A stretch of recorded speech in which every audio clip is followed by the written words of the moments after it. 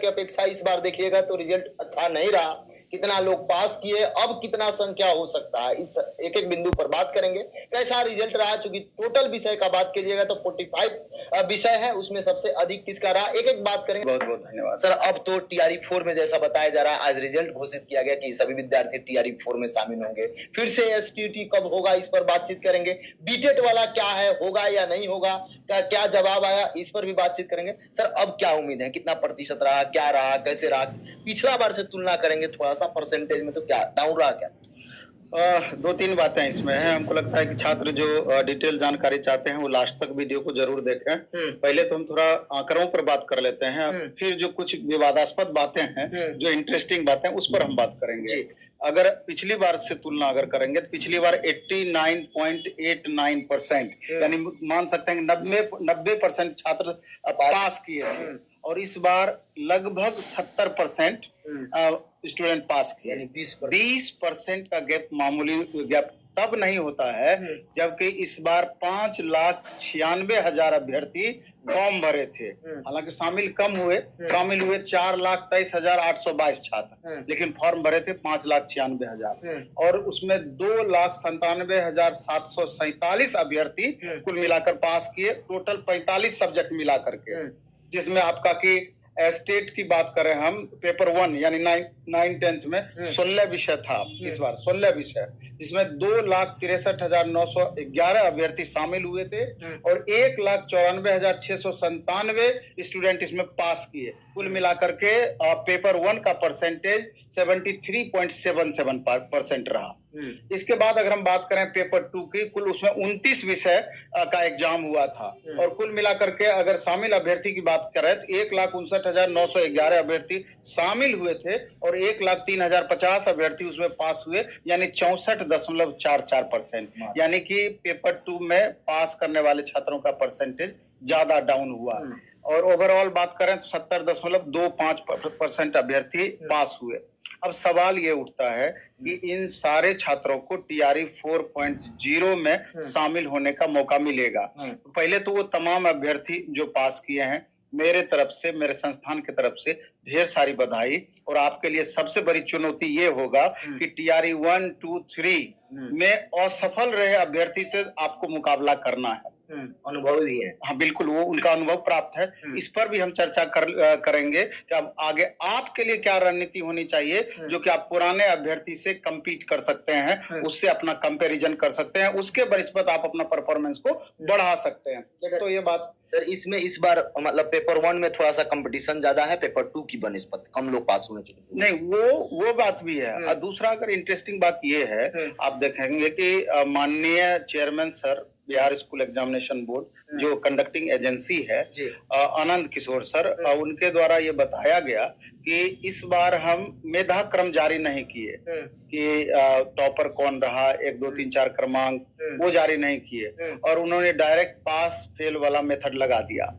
इससे हमको जो लगता है वो अपना तनाव कम करने का प्रयास किए। बाहर लोग निकल, हाँ बिल्कुल, तनाव कम करने का इस मामले में, जैसे यूआर मेल की बात करें, 50% पे पास स्टूडेंट को होना था, यानी 75 मार्क्स उनको मिनिमम लाना था। इसके बाद ईडब्ल्यूएस कैटेगरी को भी 50%, BC2 को 45% यानी 68.25 मार्क्स, और BC1 को 42.5% यानी 63.75%, और SC/ST दिव्यांग को, मेल को 40% यानी 60 मार्क्स लाना जरूरी था, और सारे फीमेल कैंडिडेट को 40% यानी 60 अंक कर दिया गया। मतलब बिहार के केवल निवासी, बिहार के निवासी हो और बिहार के बाहर का भी। जब आप ऑल फीमेल कर दिए 40%, तो बिहार के बाहर का भी आ गया, जबकि पिछली बार थोड़ा सा अलग कंडीशन था। तो यहाँ पर डिस्ट्रीब्यूट करना पड़ता था कि अदर स्टेट फीमेल क्या है और बिहार स्टेट के फीमेल का क्या है, अदर स्टेट मेल क्या है, वगैरह वगैरह। तो इस बार साफ उसको अलग करके ये तनाव कम कर लिए आयोग, बिहार स्कूल एग्जामिनेशन बोर्ड। सीधे पास फेल डायरेक्ट टीआरई 4 में शामिल हो, अगर पास कर गए हैं तो शामिल आप होइए।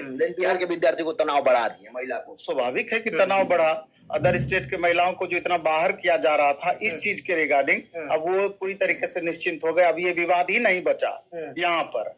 अब बात रही कि अगला स्टेट होगा कि नहीं, क्योंकि 2022-24 वाले अभ्यर्थी जो बीएड पास आउट हैं वो खासा परेशान है जी कि उनको लगता है कि टीआरई 4.0 में उनको भी मौका मिलना चाहिए। हम लोग पास आउट हो चुके हैं, अगर टीआरई 4.0 के पहले एक स्टेट हो जाता तो हम टीआरई 4.0 में शामिल हो पाते। ऐसा चिंता स्वाभाविक है उन लोगों का, क्योंकि सबको पता है, सारे छात्रों को पता है अगली वैकेंसी अब कब आएगी नहीं आएगी गारंटी नहीं है, इलेक्शन बेस्ड वैकेंसी है, 5 साल का ही हमको बैठना नहीं पड़े।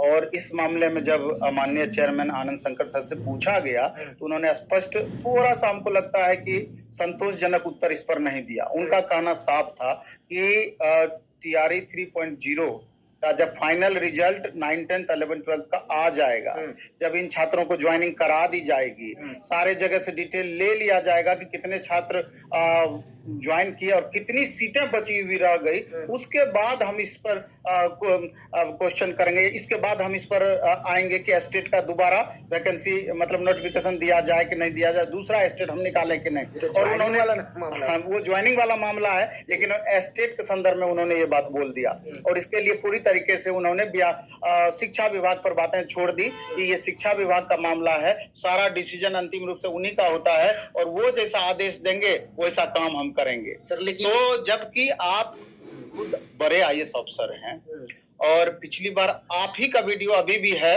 उपलब्ध कि आपने बोला था कि साल में 2 बार हम स्टेट करवाएंगे, तो जो आप बोले थे तो उसका क्या मतलब रहा, क्या मतलब उसका रहा? तो बोलने का तो कोई मतलब नहीं है, 2 बार साल में कराएंगे। तो कहीं ना कहीं ये छात्रों के हित में बात नहीं है, खास करके नए अभ्यर्थी जो जिनको की नीड था अगले स्टेट का।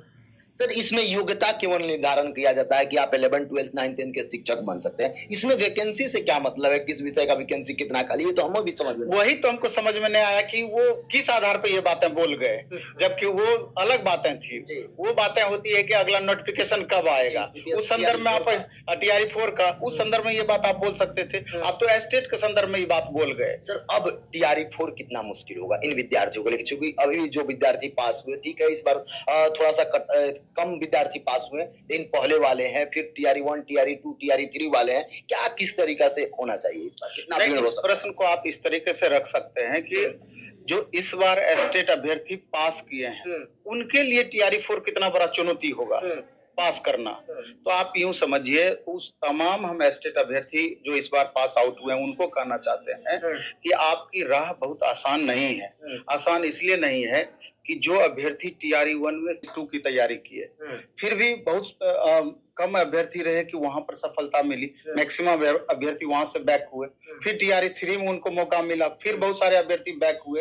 तो ये जो लगातार बैक हो रहे थे अभ्यर्थी, कुछ मार्च से जिनका लगातार छूट रहा था, तो इनका ऑलरेडी तैयारी का लेवल नेक टू नेक हो गया है, थोड़ा सा पुश की जरूरत है और टीआरई 4.0 में वो जी जान लगा देंगे, पूरा प्रयास करेंगे और करना भी चाहिए वास्तविक रूप में।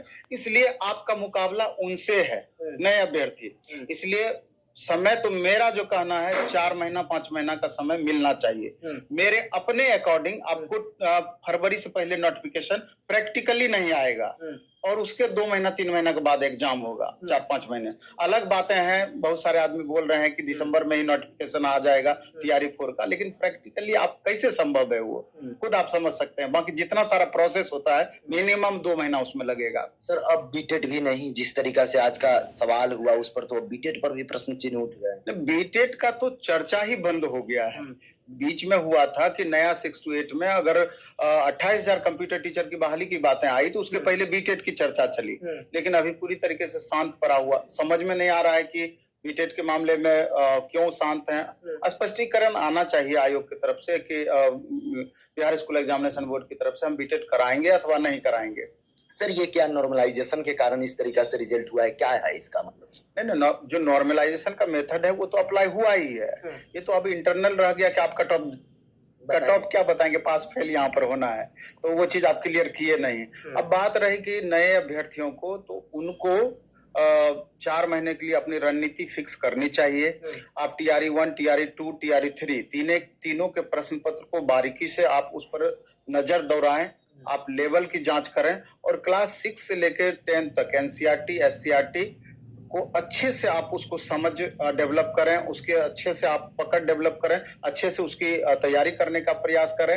बाकी जहां तक प्लेटफॉर्म का सवाल है, टेस्ट, बैच सारा कुछ उपलब्ध है। अगर आपको जरूरत महसूस होती है और इस तरह का करना भी आपके लिए जरूरी है, तो आप देख लेंगे जैसा भी होगा, लेकिन खूब अच्छे से पढ़िए, खूब मन से पढ़िए। 4 महीने का समय कम नहीं होता है। अगर आप चाहेंगे 10 घंटे 12 घंटे का रूटीन बनाकर योजनाबद्ध तरीके से अगर आप पढ़ाई करते हैं तो आपका 100% रिजल्ट संभव